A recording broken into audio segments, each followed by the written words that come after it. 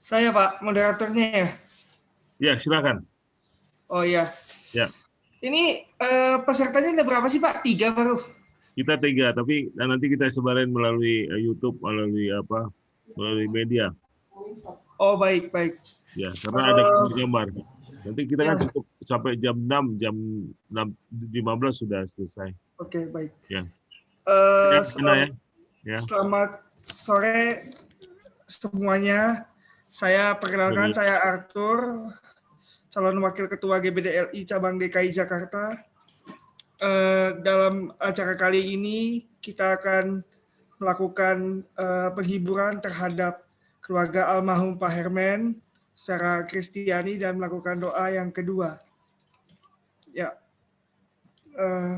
berdoa kita mulai. Tuhan, terima kasih karena rahmat-Mu Engkau telah mengumpulkan kami di sini.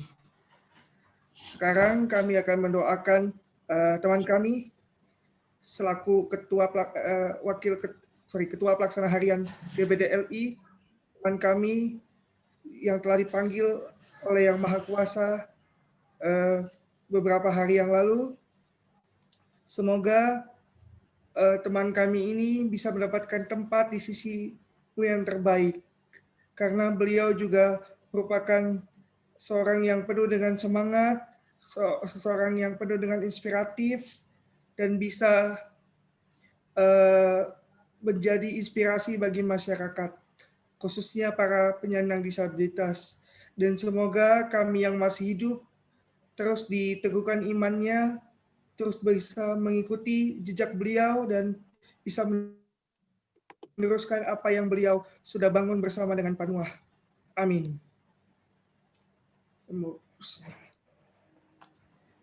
Sudah Pak, bisa dilanjutkan lagi. Saya presentasi dulu ya. Ya, silakan Pak. Ya, mohon izin saya mau presentasi tentang gambar-gambar dan juga presentasi dari Pak eh, Pak Hermen almarhum. Ya, baik, silakan Pak. Ya, Tempat dan waktu kami persilakan. makasih Arthur. Ini adalah persembahan dari kita pada keluarga dan sahabat kita dan sahabat almarhum Bapak Hermen Huta Barat yang telah meninggal pada tanggal 15 Desember 2020 jam 9 pagi dengan tenang. Beliau lahir tanggal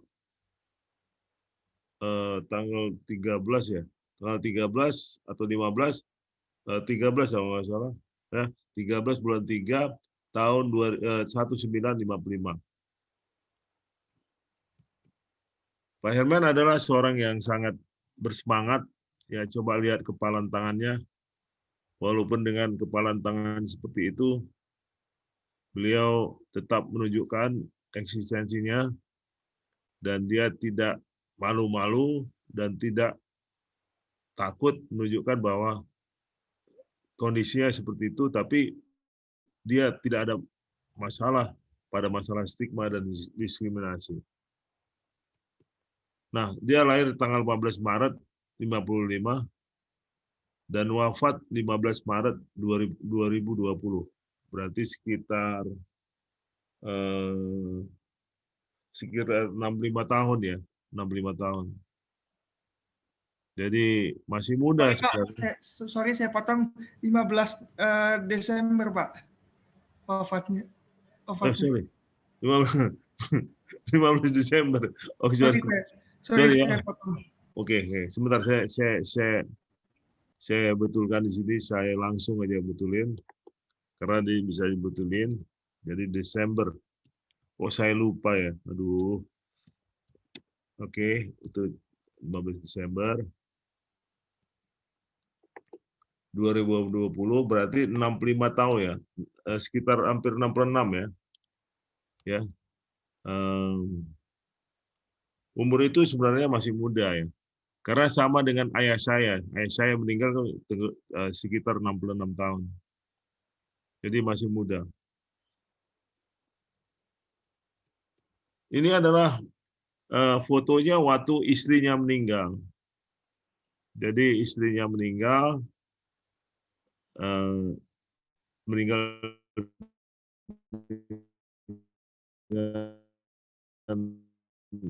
yang lalu kalau nggak salah.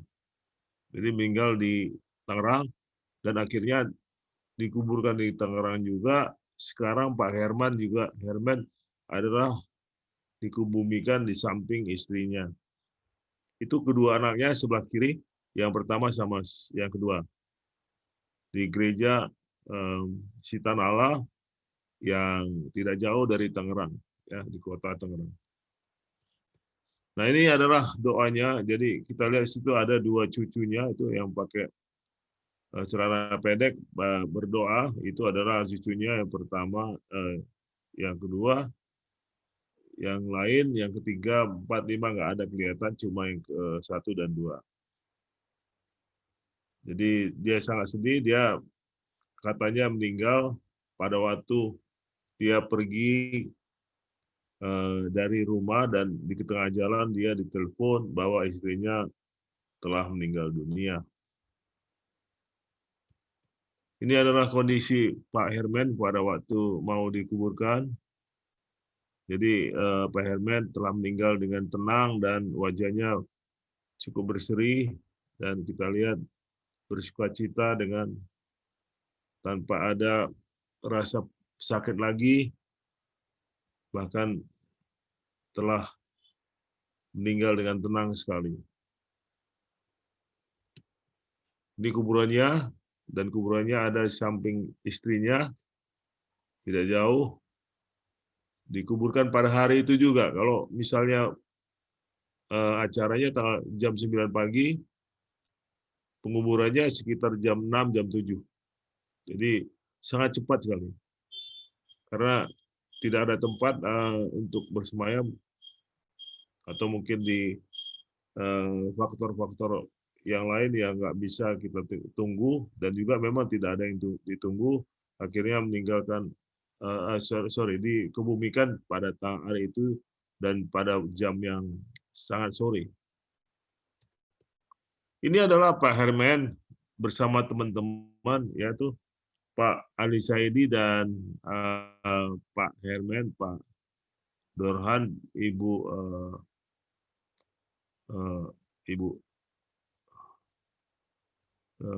yang datang dari Surabaya, ya, waktu itu datang suatu ruang kantor. Yang sudah meninggal itu adalah sebelah kiri, ya. Jadi ketua dan wakil ketua bersama, maksudnya wakil ketua dengan sekretaris, ya. Oh, bendahara, sorry. Dan itu ada Pak Herman dengan Pak Ali Saidi. Mereka sudah mendahului kita dan sekarang sudah semakin kecil, ya, kelompok kita udah semakin kecil. Tapi bukan berarti kita akan berhenti, tapi justru makin bergerak, langkah cepat. Nah, ini adalah Pak Dorhan dengan Pak Herman di waktu kepergian ke Sumatera Utara. Jadi ke tempat Bu Hana yang di Sumatera Utara. Jadi Bu Hana ini kerja di Kabanjahe atau di Tanah Karo, ya. Dia kerja di komunitas dan bergerak di komunitas, tapi dia wira swasta di Kabanjahe, Tanah Karo, sekitar 80 atau 90 kilo dari Medan. Nah, itu adalah Pak Herman. Nah, ini adalah pendirian Farhan pada tanggal 15 Desember tahun 2015 di Jakarta. Beberapa teman-teman dari Jakarta, yaitu ada bisa lihat di situ, ada Pak Duta Barat dari Kabanjahe, Lausumomo, terus dari beberapa teman dari Medan juga ada, tiga orang yang datang, 4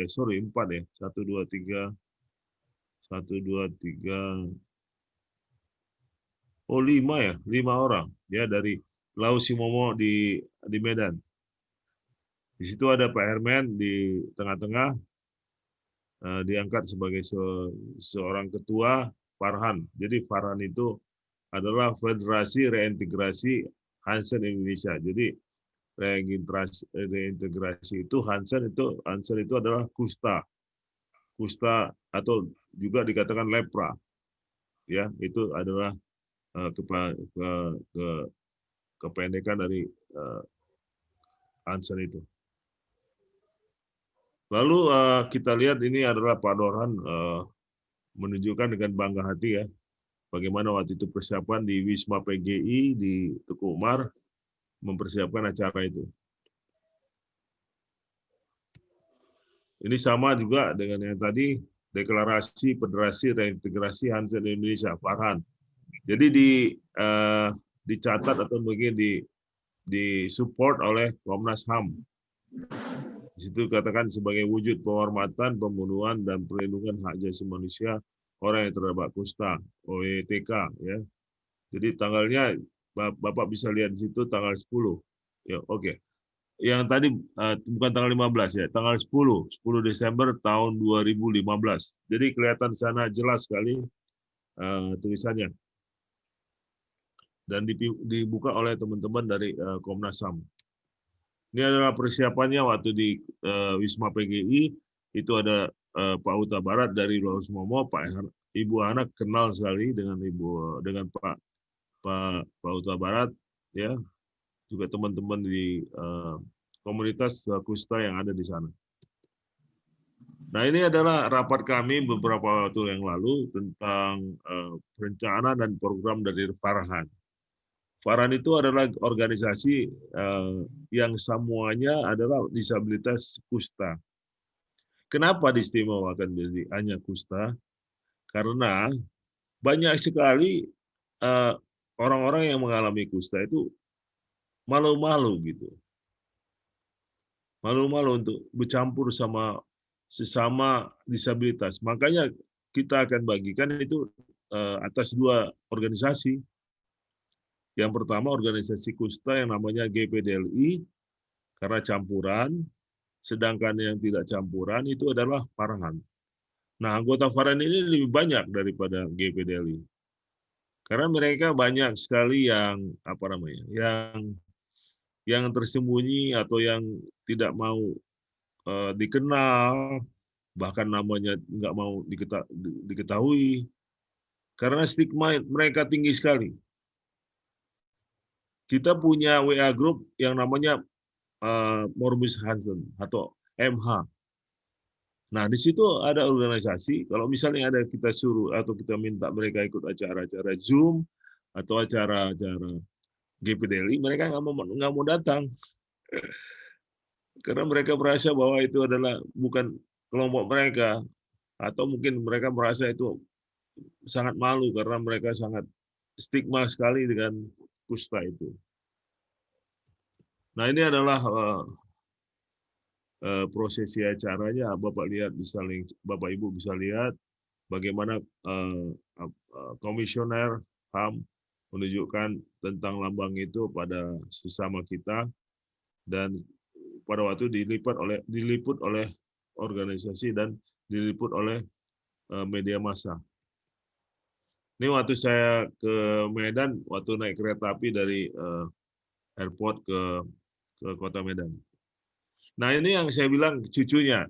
Jadi sebelah kiri itu ada namanya Esau, yang sebelah kanan Ishak. Ya, Esau dan Ishak adalah cucu yang pertama, sama Esau itu cucu yang kedua. Adik mereka ada 5, ada 3. Jadi totalnya mereka ada 5. Ya, itu adalah mereka, dan yang tengah itu yang baju biru adalah Marbun, namanya Pak Dorhan Marbun. Ya, Pak Dorhan Marbun ini adalah orang di istana lah ya, tinggal di istana. Nah, ini juga sama, beliau sedang berjalan, saya bawa berjalan di Ancol ya, supaya anak-anak itu atau cucu-cucunya senang ya. Kita lihat bagaimana kehidupan mereka membosankan di rumah, maka kita bawa dia ke Ancol. Oh, sangat senang sekali. Dia juga sama ke Dufan, ya. Nah ini waktu kunjungan kami ke Parapat ya, ke rumah Presiden Soekarno.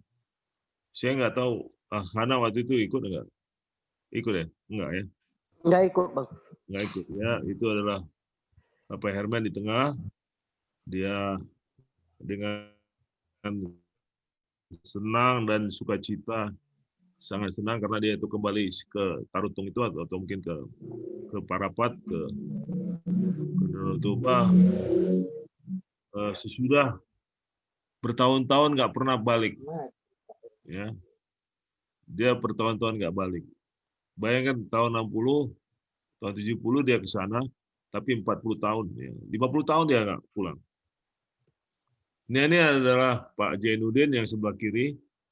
Ini Binti Surabaya, Pak Jainuddin dari Surabaya, saya, Pak Herman, Pak Ali Saidi sama Pak Dorhan.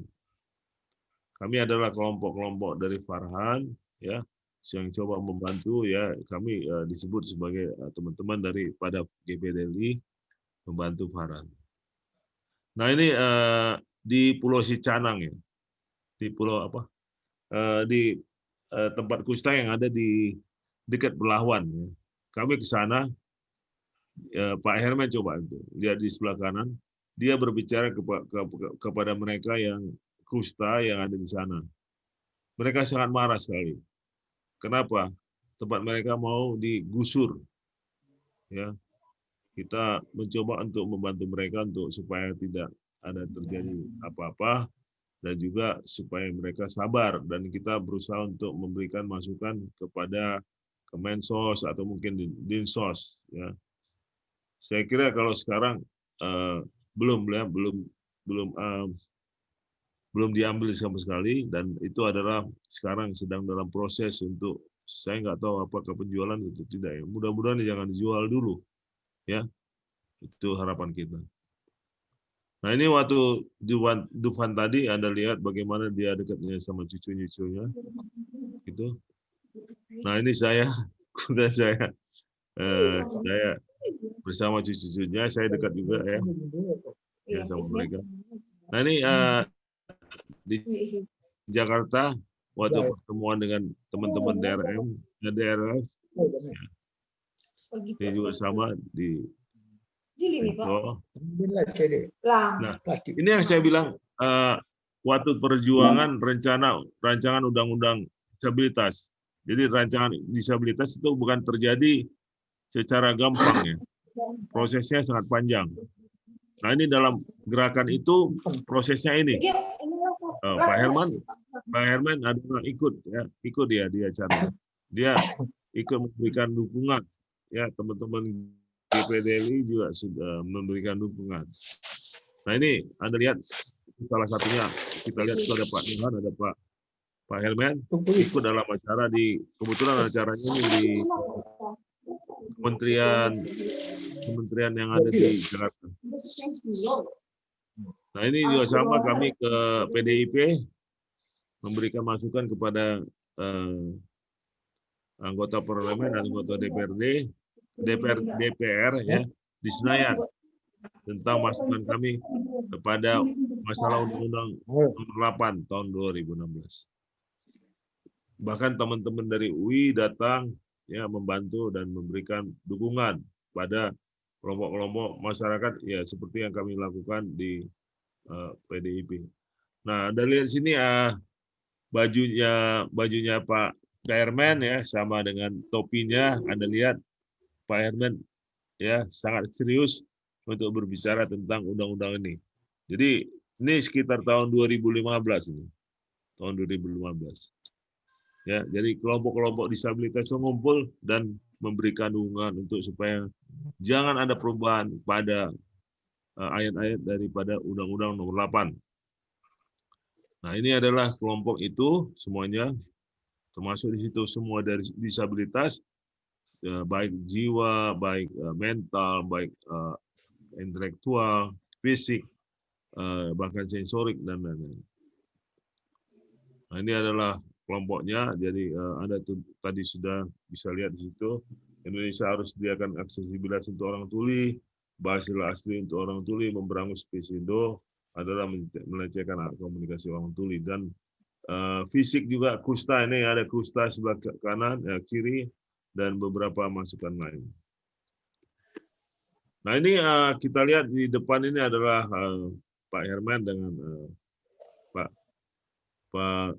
Ali Saidi ya. Ini juga sama. Nah ini waktu kita ke Bali, Pak Herman ikut di sana dan memberikan masukan juga kepada teman-teman di Bali. Ya. Di acara di Bali itu kita membuat semacam acara Hari Kusta ya, Hari Kusta. Kalau setiap Hari Kusta itu setiap akhir bulan pertama setiap tahun, ya, akhir bulan Januari setiap tahun. Jadi kalau untuk tahun depan, tahun 2021 itu tanggal 31 Januari, ya, 31 Januari atau minggu keempat, minggu terakhir bulan Januari. Jadi kita akan merayakan itu pada tanggal 31 Januari. Semoga kita akan adakan itu tanggal 31 Januari tahun 2021 dengan acara pemutaran film. Jadi kita tunggu nanti ada undangannya, nanti diberikan kepada kita semua. Nah ini adalah di Bali, bagaimana kondisi dari teman-teman di Bali memberikan dukungan, bahkan juga dari Miss Indonesia memberikan mobil-mobil taksi untuk diberikan lambang atau logo GPDLI. Jadi disebutkan tidak ada stigma dan discrimination pada orang yang terkena kusta. Itu adalah gerakannya. Ini Pak Herman menjadi fasilitator, memberikan masukan pada proses pertemuan. Ini sama Pak Herman. Pak Herman. Ini juga Pak Herman. Ya, ini adalah bagaimana kita melihat perjuangan dari seorang kakek dan bagaimana perjuangan seorang orang tua ya yang berjuang terus sampai tua, sampai dia meninggal. Jadi kita sangat mengapresiasi pada apa yang dikerjakannya selama ini. Semoga menjadi berkat bagi Tuhan dan berkat bagi kita semuanya orang yang ditinggalkannya. Dari Wahyu 14 ayat 13 mengatakan, dan aku mendengar suara dari surga berkata, tuliskan berbahagialah orang yang mati dan yang mati dalam Tuhan sejak sekarang ini. Sungguh kata Roh, supaya mereka boleh beristirahat dari jerih lelah mereka. Karena segala perbuatan mereka menyertai mereka. Itulah mungkin dari perjalanan singkat daripada Pak Herman Huta Barat selama dia hidup. Terima kasih. Ya, baik. Terima kasih Pak Nuah dalam cerita singkatnya beliau. Semoga apa yang beliau sudah bangun selama ini bisa kita teruskan dengan baik di GBDL ini. Mungkin acara selanjutnya kita bisa lanjut ke sepatah dua patah kata dari teman-teman tentang Pak Herman dan apa kesannya ketika bertemu dengan beliau. Mau mulai dari siapa dulu? Silakan. Bu Hana, Ana. Oke, baik. Tempat dan waktu kami persilakan. Oke, baik. Selamat sore buat kita semua. Sore. Sore. Saya mengenal Pak Herman dari beberapa kali bersama, baik di Medan, di Karo, atau di Jakarta. Tapi yang saya lihat adalah bagaimana semangat juang dari seorang Pak Herman itu yang sangat perlu ditiru, khususnya untuk generasi muda. Berani berkata, berani berbicara, berani menuntut hak. Ya. berani berjuang untuk hak kita. Dan yang satu luar biasanya juga adalah rasa empati setiap kawannya, rasa kasihnya yang begitu besar terhadap para sahabatnya. Khususnya ini ketika Bang Nuah sakit ya, yang waktu di terakhir Bang.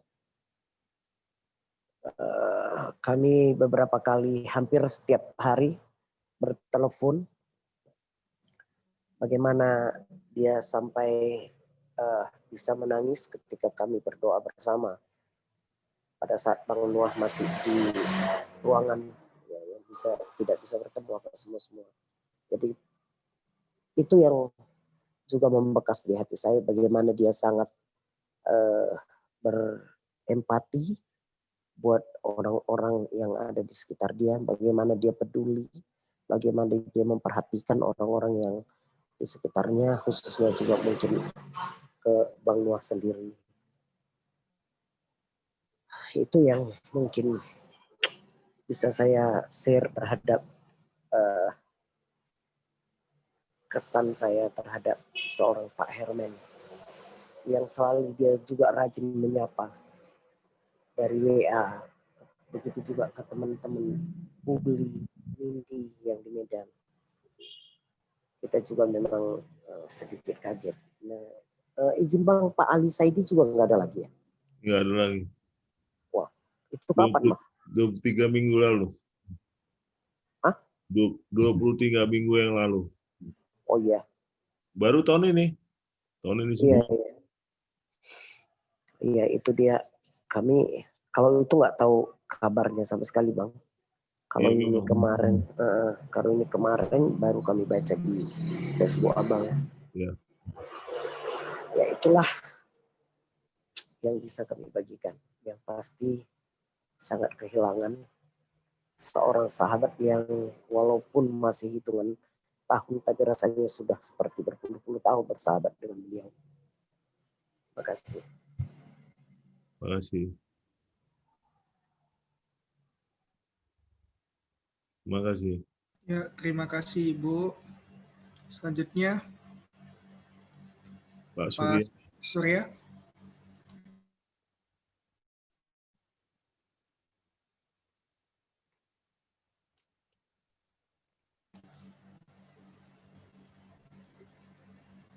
Ya, tempat dan waktu kami persilakan.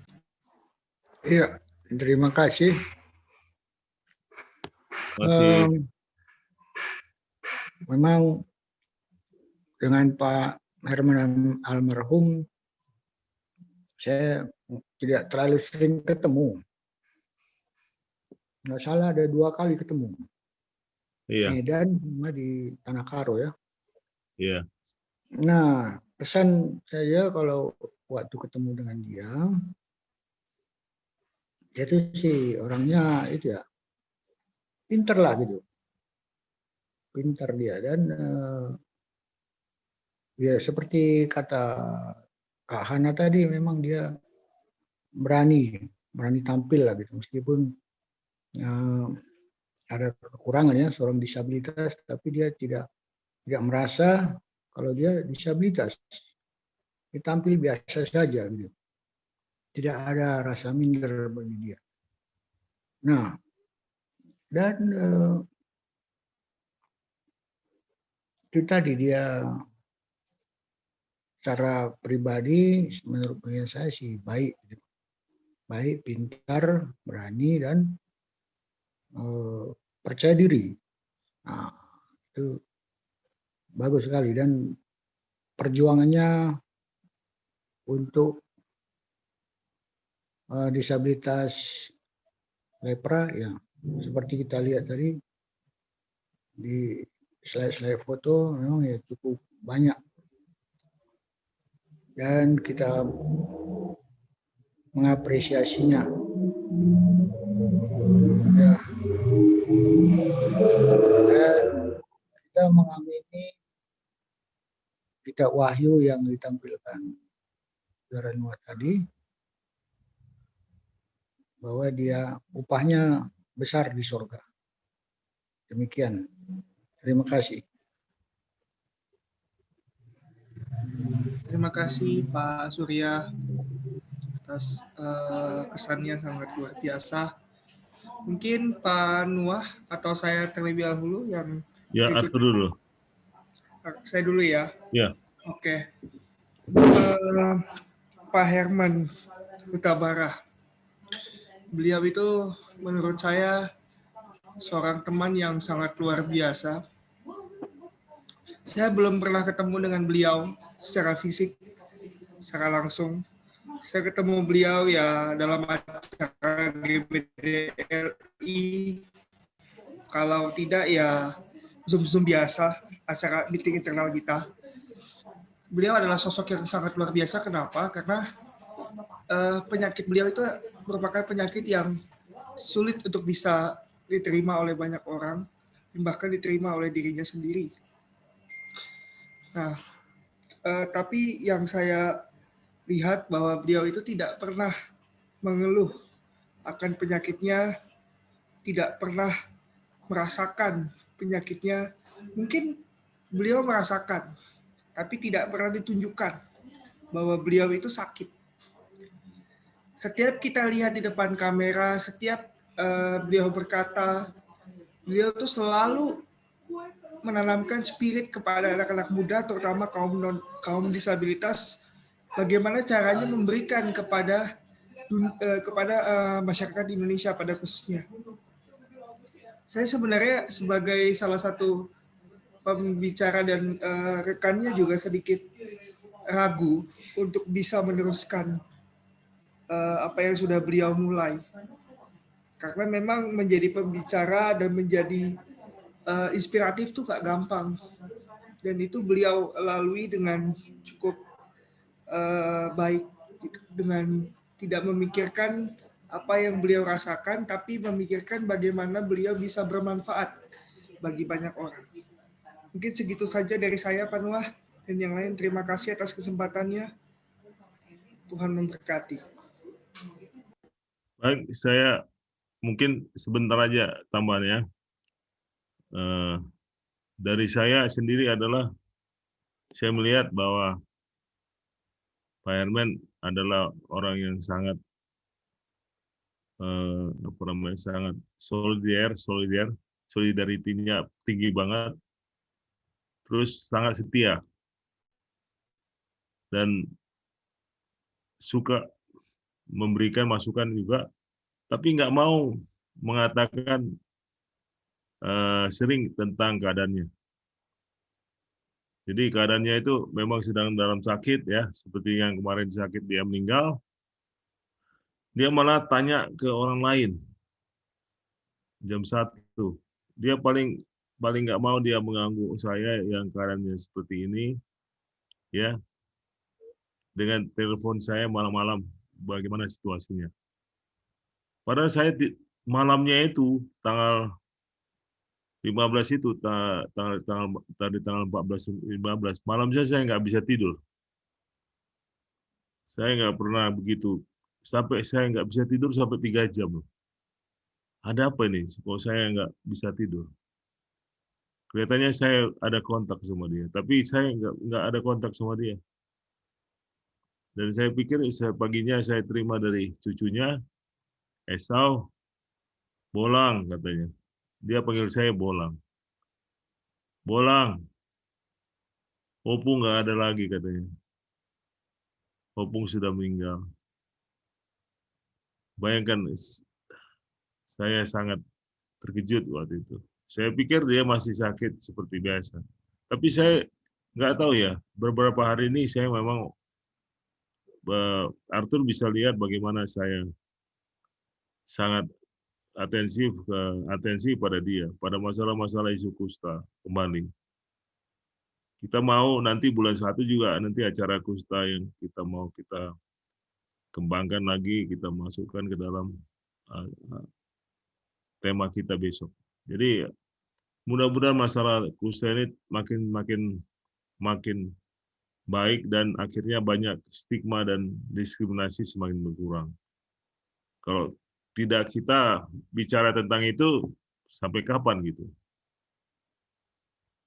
kita belajar daripada hidupnya, kita belajar daripada kisah hidupnya yang sangat memprihatinkan. Tapi dia terakhir dia gembira karena dia bisa banyak sharing tentang masalah kusta di Indonesia dan khususnya di Sumatera Utara dan seluruh Sumatera, Jawa dan beberapa daerah yang sudah dilaluinya. Jadi ya terima kasih dan saya mohon maaf kalau misalnya ada kesalahan yang dibuat oleh Pak Herman. Saya mewakilinya minta maaf kalau misalnya ada kata-katanya yang tidak sesuai, yang tidak memenuhi harapan ya pada waktu yang lalu. Mudah-mudahan nanti di masa depan kita sama-sama bekerja bersama untuk membangun komunitas itu dengan baik. Itu aja mungkin Arthur. Makasih banyak untuk kesempatannya. Ya, sekali lagi saya juga senang sekali gitu. Ketika Pak Herman ngomong itu luar biasa loh Bapak Ibu. Beliau tuh selalu bilang, Arthur apa kabar? Sehat selalu ya. Kuat ya. Kita jadi pembicara loh hari ini, kita harus kuat gitu. Kita harus bisa memberikan inspiratif kepada anak-anak muda, terutama penyandang disabilitas. Sekarang udah nggak ada lagi ya Pak, kata-kata seperti itu. Saya kangen Pak, serius, saya kangen. Beliau tuh apa ya buat saya kayak anak muda selalu jiwanya gitu. Padahal mukanya tua, tapi jiwanya tuh muda. Hebat Pak Herman. Gitu. Mungkin ada tambahan lagi atau bagaimana acara selanjutnya? Ada tambahan lagi? Kalau tidak kita tutup dengan doa. Ya lagi. Boleh. Silakan. Ada lagi dari Hana? Nggak ada. Cukup Bang. Pak Surya ada tambahan Pak? Sorry. Ada? Nggak ada. Ya sudah saya sampaikan cukup lah. Oke. Ya, terima kasih. Ya. Baik. Ya. Terima kasih atas kehadirannya. Kita tutup dengan doa bersama. Doa kita mulai menurut kepercayaan masing-masing. Ya Tuhan, terima kasih. Engkau telah mengumpulkan kami kembali di sini dengan mengulas kembali kehidupan teman kita, Bapak Herman Mutabara, yang Engkau panggil dalam keadaan yang damai. Tuhan, terima kasih telah menghadirkan sosok Pak Herman dalam hidup kami, terutama untuk Gerakan Peduli Disabilitas dan Lepra Indonesia ini. Sekali lagi, semoga Engkau menerima beliau, berada selalu di sisimu, dan amal ibadahnya Engkau genapi, dengan harapan akan bangkit dan hidup dengan yang baru. Dan semoga apa yang beliau cita-citakan mungkin belum tercapai, bisa kita lanjutkan, sehingga beliau bisa melihat dengan berbahagia, dengan GPDLI semakin maju dan semakin menginklusi. Terima kasih Tuhan. Tuhan memberkati kita semua. Amin. Bapak dan Putra dan Roh Kudus. Ya Pak. Makasih Arthur. Ana Bangun sama Surya Ginting. Pak Surya Ginting. Halo. Halo. Halo. Halo, ya. halo Bang. Iya Bang. Surya, aku tadi ada mengatakan diskusi pada Pak Surya tentang tentang Ketua Medan atau Sumatera Utara. Apakah dari Surya oke? Nggak ada masalah? Ya, nggak ada masalah. Hanya mungkin kesibukan di proyek kadang-kadang menyita waktu. Apakah bisa begitu kira-kira? Saya kira sambil lalu aja Pak. Ya nggak bisa, nggak harus setiap hari ngurusin GPDLI. Tapi kalau Oh. ada nanti bisa mungkin sore atau mungkin malam atau mungkin kapan bisa Iya. ngurus masalah GPDLI gitu. Karena di Jakarta ini Arthur juga dia mahasiswa. Arthur dia mahasiswa, wakil ketua DPDLI. Ya, saya Arthur, Pak, calon wakil ketua GPDLI cabang DKI Jakarta di bawah Pak Wahab. Salam kenal, Pak. Salam kenal. Jadi Pak Nuah, maaf saya potong. Ini GPDLI ini sebenarnya ketuanya cabangnya ada banyak sekali ya, Pak, ketua cabangnya. ya sebenarnya ada beberapa ketua, tapi mereka ada yang nggak mau dibilang ketua, dibilang sebagai cabang aja, sebagai tambahan atau mungkin sebagai kontak-kontak gitu misalnya. Jadi misalnya Hana Bangun kan, ya tapi dia sibuk banget, dia orang politisi dia, ya kan ada. Betul, Pak. Ya. Saya juga punya usul, saya udah bilang sama Pak Wahab, bagaimana kalau kita melakukan brainstorming antara ya masing-masing ketua cabang lah sama Bapak gitu. Iya, bisa. Ketua GPDLI ini. Soalnya cita-cita Pak Herman harus kita lanjutkan, Pak. Iya. Dia benar-benar luar biasa lah. Saya harus akuin. Udah, itu aja sih. Ya mudah-mudahan bisa nanti Hana Bangun kapan-kapan ngikut lah. Ya kan? Ya, Bang. Oke, itu aja mungkin dari saya. Ya, itu Makasih dari banyak. saya. Sebelum tutup bisa tolong